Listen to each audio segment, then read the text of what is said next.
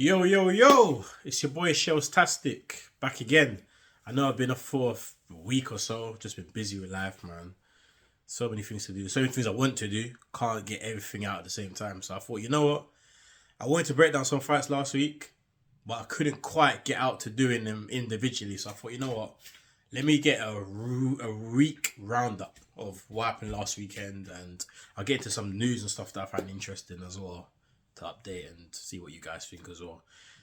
So I think we'll start off with the fights. I'm not going to go through every fight because some fights for me have no interest, like Hailey Munguia against Kelly. That no relevance to me.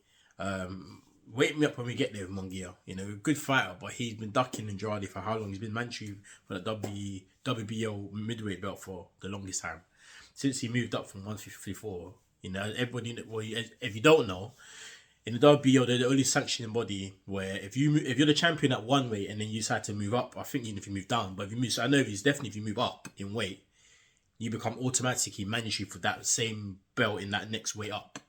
And he's been mandatory for the longest time, and he's been screwing that Andrade fight. So I can't even until he gets a real fight. I know his promoters talking about Charlo and that. They know how difficult that fight is. That's on PBC, the Al Heyman, and he's with Golden Boy, Doi Hoy on the zone. Whereas the Andrade fight at the time, he's with Eddie Hearn. They both share the same network in the zone. Easy fight to make. So, didn't see what it was. He just knew he didn't want that smoke. So, when he gets into a big fight, wake me up and I'll be there. I'll then start commentating on him. So, I'm not going to talk about the fight like that. I think we can get straight into Trevor Bryan, Daniel Dynamite Dubois. 4 rounds, not much to talk about because there's only one man that's throwing punches. Very, all my nightmares came to fruition. I never, obviously no one knows Trevor Bryan. He's a bit of obscure opponent. You know, you hear about little rumors that he's done good in sparring and so, but you know, sparring, fighting, two different things. He's fought no one. Dubois was his first real fight. You know, I'm not gonna look at ancient Severn that he beat for the title a couple of years ago now, I think. I'm not going to look at that. Severn's been knocked out clean by Wilder a couple of times. Well, definitely the second time anyway. But even the first fight, probably the beating of that, just he never recovered from. And he had two hard Chris Arreola fights before that. So Severn was ancient. He was been beat up. Even Joe Joyce beat him up, I think, if you remember. So, yeah, I'm not going to look into that. And he's fought no one. Didn't look too good in his last fight either, so... Yeah, I thought, you know, all the smack talk in the week, yes, I know you got to sell the fights and that. He was, you know, coming out of the press conference with tampons and the weigh-in, with tampons and stuff like that. But the only pussy in there was you. So, yeah. Dubois did what he had to do. I mean, it was a very easy fight, you know. I think I heard Trevor Bryan saying at a post-press conference talking about, or I think he shot on IFL TV talking about he didn't do certain things. No, he got told what to do in that ring. Dubois set the jab, and I think the moment he felt the jab, he just went into a shell. He turned into sparring mentality. He turned into a sparring partner, and that was what it was. He was just trying to tuck up, slip the right hand, but he thought about the left hook, and that's what ultimately that actually got him out there. Because if I remember correctly, Dubois clipped him with a left hook, and that actually wobbled him to the ropes prior to the left hook that actually took him out. So yeah, good performance from Dubois again, but nothing new. That was a Dubois prior to the Joe Joyce fight. I haven't seen nothing really new. That was the same kind of thing. He was just bullying his opponents, and then, you know, this time it wasn't a right hand, it was a left hook, but it was the same result. So we'll see. But what I'll say that it does now, I'm going to move on to now, because that fight didn't have much in it, I'm just going to move on to what I see for Dubois. I'm not going to talk about Bryan. I think Bryan should retire and get out of the sport or do some kind of coaching or whatever in the sport. And I hear him talking about he's coming back. He ain't going back nowhere. Yeah, I mean, you sound like Charles Martin. He ain't going back there. And even Charles Martin's more talented, so... Yeah. For Dubois, he's got a great bargaining chip now. You know, all the big boys are going to want to fight him. You know, because AJ Usyk, Fury hold up the other belts. You know, Fury's technically retired. We know that's, you know, until if AJ beats Usyk, that will come out. And obviously AJ Usyk have to fight their rematch, which I did heard say getting announced this week, which we want to talk about. And I'll definitely get a video up as soon as that's official. So while everybody's getting tied up in the heavyweight division with the belts just getting tied up in, you know, fights and one man saying he's retired, the Dubois belt actually becomes very important now, you know, because of the heavyweight title. So the names of Joseph Parker, Dillian White, maybe even Andy Ruiz. These kind of fights are realistic for him. Could they got now something that he wants? He's a dangerous fighter. Even if you have views about him after the Joe Joyce fight, he's still a dangerous fighter that can punch. So you're not going to step in the ring and go and fight Dubois with nothing on the line. So now he's got a belt on the line that's got some credibility. You know, people are going to scale it down and say, well, it's only a regular belt. But, you know, it's still a version of the world title regardless. You know, you look, we still have the IBO title there. Certain man are still saying that's a world title, which I don't. I mean, IBO titles, for me, is like fucking like a WBC international. It's nothing. But some men are still scaling the IBO like it's a real belt. So if you're going to say the IBO is a certain belt, then the WBA regular has to be a proper belt. So I don't rate it like the super, but it's a version. So I feel like the Dillian Whyte fight and them kind of fights will happen. I think Dillian might be interested in that because, you know, technically Dillian say he's not been a world champion. He might look at the bar and think, I can knock you out. So I think the bar could actually get them big fights, man. So I feel for him, that's a very big position he's in now. So, yeah. And obviously he'd become mandatory, I think, for the Usyk Joshua winner, which he won't get anytime soon anyway. But yeah, even in that position, you know, he's in a strong position, man. So, and there's no rush him. He's still a young puppy, man. Yeah, I mean, he can take over the sport once he's all retired. So, yeah, we'll see on that one. But yeah, good performance for him. Done what Dubois does against a very rudimentary, stable fighter that didn't really have anything really. A little bit of old man skill, kind of slick kind of punches, but you know, eventually you knew the bars and get him out of there. So, yeah, not much to talk about in that fight. Let's move on to Richard Riakporhe against, I think, Tinichi. I can't pronounce his name properly, but yeah. If I get it wrong, I'm sorry if I butchered it. But yeah, Richard Riakporhe was an enigma for me. Because I don't really, if I'm being honest, I don't really rate him highly like that. You know, it's just my opinion. I haven't seen nothing Richard Riakporhe that gets me going like, whoa, like let me stop and watch. I don't feel like that with him yet. I'm not saying he won't get me there, but I don't feel like he's got me to a stage where I'm looking at his serious contender. Now I know he's on a raw level, and I know that the WBA champion is interested in fighting him, which I feel that is the right fight for him now anyway. Because there's nothing more he can do. He's now fighting that world level contender. You know, he's moving through eliminators. Kind of, you know, he should now be fighting for world title, if not a final eliminator to become mandatory for one. So yeah, he's there. He's really clean up domestically. So you can't actually discredit him because he's done it the traditional way. He's actually done, I think, Commonwealth, British, and European. So he's done it all that way. So if anything, he's actually done it the right way. You know what I mean? He's learned his trade in a sense. Bear in mind, he came to the sport late. So I can't get at him or not give him credit for doing it that way. But I don't know. There's nothing that jumps out when I look at him apart from the punching power. And I just feel like when it comes to punching power, that only take you so far in the sport, and especially in the cruiserweight division where you got the likes of Bradis, Coley. There's a couple of fighters in there. There's some dangerous fighters. And what's that Cuban? And he's not a typical Cuban, but he can punch. His name slips my head at the moment. I haven't seen him for a while, but yeah, he's dangerous. That would be a firefight between them two, but he can bang. So yeah, I don't know. I mean, but talking about this fight, it was a nice little left hook to the body. You know, the first round, it was kind of like, as anything, you always feeling out. And then the second round, you know, again, it was the same feel out. And then Richard Riakporhe just set him up. You know, I think through a right hand. I think he actually caught it, but then the left hook came straight in. Right in the solar plex. He just caught him beautiful underneath the rib, and that was all she wrote. And he got up, but then his actual trainer jumped in the ring, ran in there. You know what I mean? I've never seen nothing like actually run into the ring. Basically, not even like stand on the canvas and actually wave the white towel. He actually jumped in like he was fighting. So yeah, that was it really. Again, nothing really to talk about that fight. Again, did what he had to do. I just want to see him a bit more active in the ring. I just feel like even in the Dion Juma fight, he was very inactive, but he caught him with a couple of shots. I feel like he leans on that power too much. I just think the only thing I'll say good about this one is he wasn't a headshot. He did go to the body. I know against Juma, he did stop him with a body shot, right hand to the body. So he is showing a bit of variety there. He ain't just cleaning man out with the headshots. He actually can stop man with the body shots as well, which is good. I want to see him a bit more active with the jab. I want to see him a bit more active just generally. So just have a bit more ring generalship. because I feel like he can get outworked, but then he's almost got that Deontay Wilder kind of effect, right? I will get outworked and I'll lose rounds, but I know like I'll just catch it at some point. But we've seen where that's gone with Wilder. That don't last too ever, because the moment you step up to the top level, then man will take away your power, and then what else do you have to show? So I want to see him show a bit more, you know. And I'm not saying he doesn't have it. I just haven't seen it. So that's why maybe I'm not jumping out the boot. Wow, what, you know what I mean? It's just more of, okay, again, your power just got you out of a situation, you know what I mean? But what about the setup? What about the leads to it? You know, I want to see a full round boxing performance from him, and maybe you'll get that in his next world title fight, I think, which is going to be next. So yeah, look, big up to Richard Riapo. He's a fellow South Londoner, so I'm not gonna downplay him. I'm just keeping it open minded on it, but I'll follow his career name, man. So yeah, big up to you, Richard. You did your thing, and look, hopefully you get the world title next. And if you do win, then I think the Coley fight makes sense. I don't think it makes any sense about a world title, innit?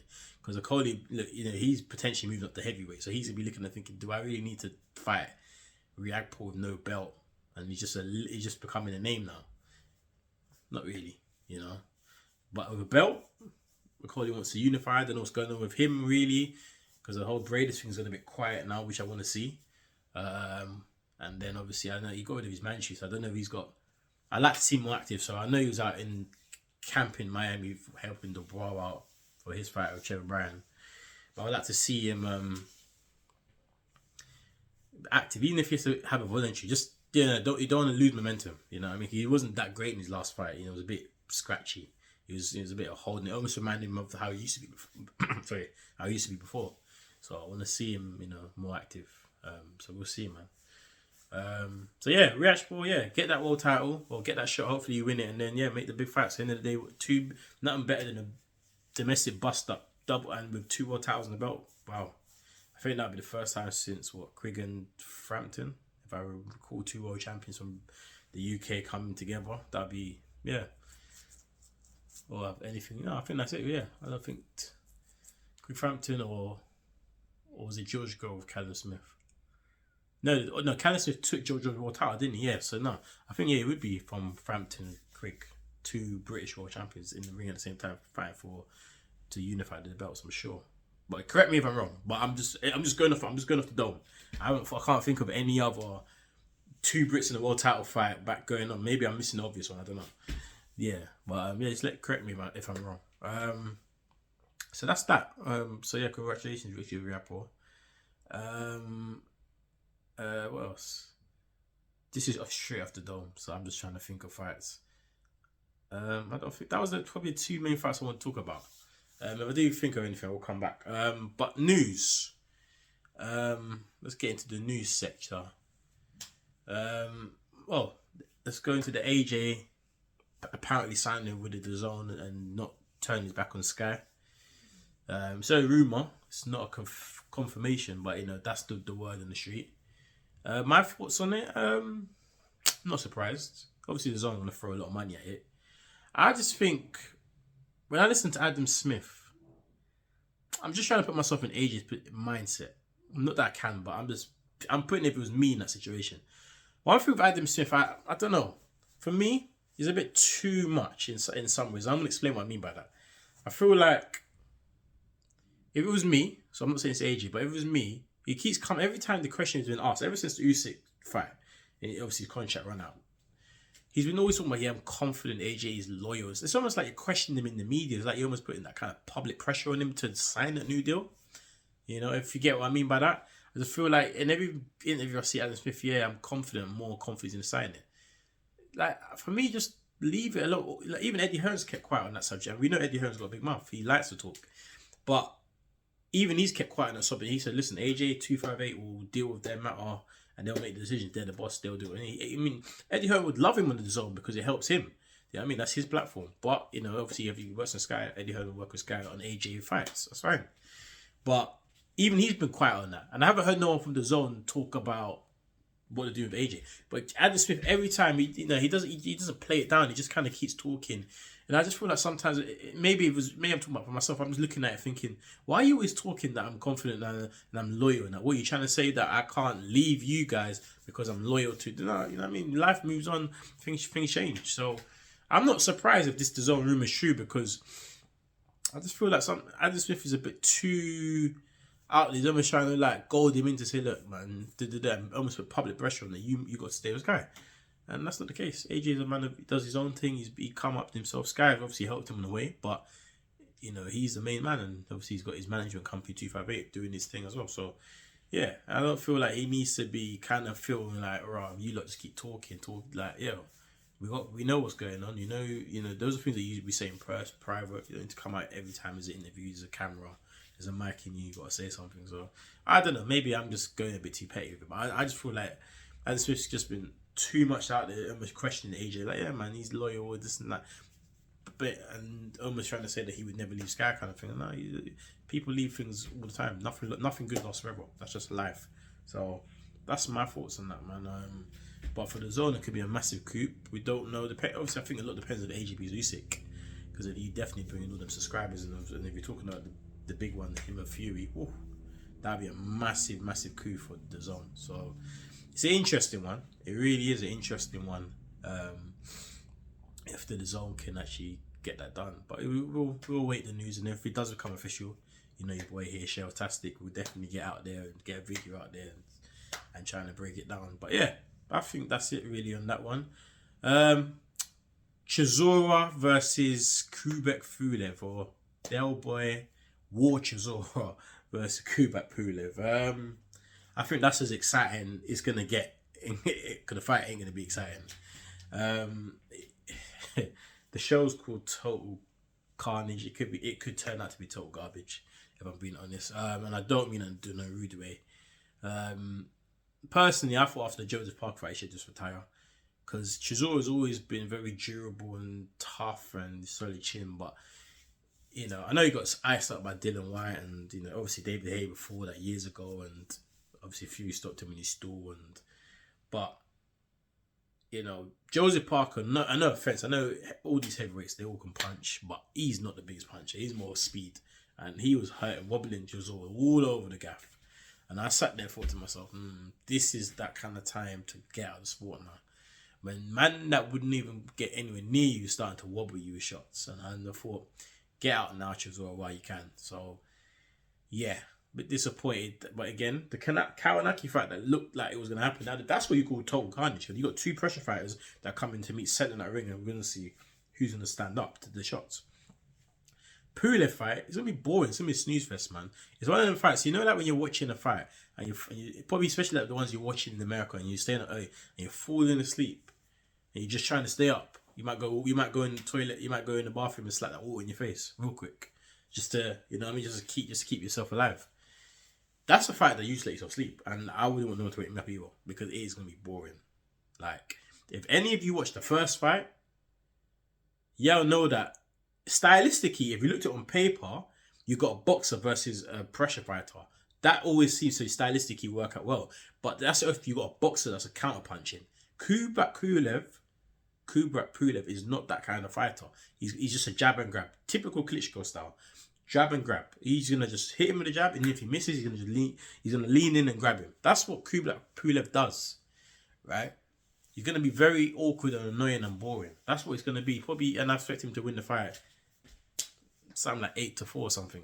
I mean, unless Chisora catches him or something, I can't see that going any different. The first fight was boring. The second, and I feel that this will be more boring, unless Kubek Pulev decides to come out and start swinging, which he's never done in his career.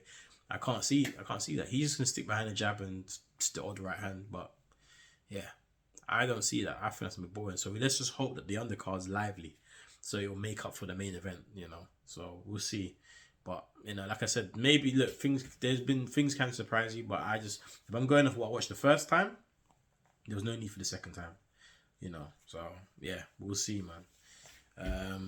So yeah, I'm not too interested in that fight at all. Is there any other news? I know Danny Garcia's coming back to the ring.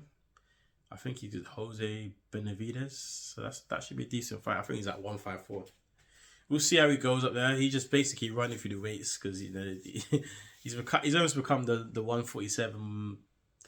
I don't know, what can I call him? Everyone's kind of got a piece of Danny Garcia in it. Like he's been floating around, he's been champion, and he's lost, but he's always been in the big fights. That's one thing I love. Danny Garcia's a good fighter. He just comes up short against the very, very best. At 154, it's a tough division. You know, you got the Charlo, the king of it. You know, so it's a tough division. So we'll see how that one goes. You know, but yeah, when that show comes, we'll see. This weekend, we have got Beterbiev against Joe Smith Jr. Interesting fight for the light heavyweight division. I'm going with Beterbiev. I just think he's more all rounded. I know Joe Smith can bang. We've seen him do that. We've seen him retire B-hop. We see him knock out or hurt people many a time.